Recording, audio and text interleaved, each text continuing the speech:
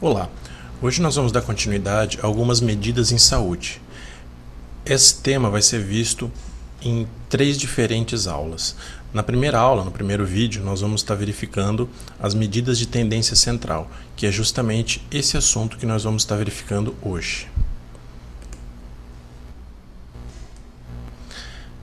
Como medida de tendência central, a ideia é que a gente represente um único valor, o conjunto todo de dados. Então, uma única medida deve representar todo um conjunto de dados.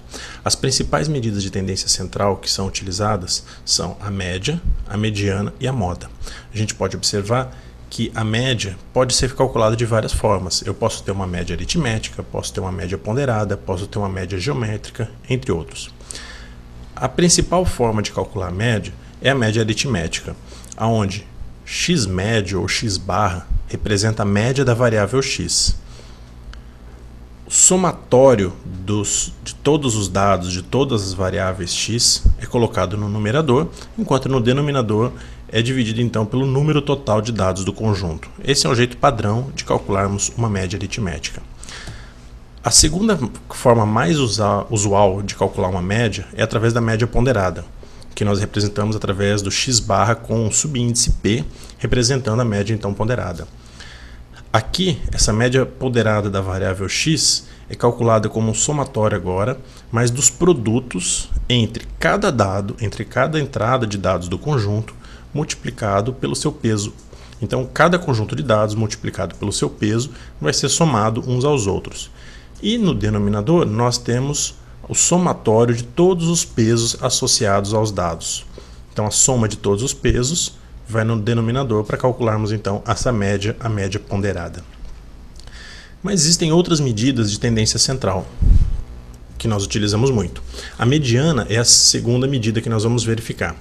O que é a mediana de um conjunto de dados? Nada mais é do que o valor central desse conjunto de dados, uma vez que ele esteja ordenado. Então, um conjunto de dados ordenado, o seu valor central é a mediana. Se o conjunto de dados for ímpar, como que nós calculamos, como que nós encontramos a mediana desse conjunto? Ela nada mais é do que o valor central desse conjunto de dados. Como a gente pode observar nesse conjunto de dados que eu tenho aqui, esse conjunto ele é ímpar. Então a mediana vai ser justamente o dado central do conjunto que divide em duas partes iguais, anteriormente e posteriormente a ela. Então, conjunto de dados ímpar, a mediana é o valor central.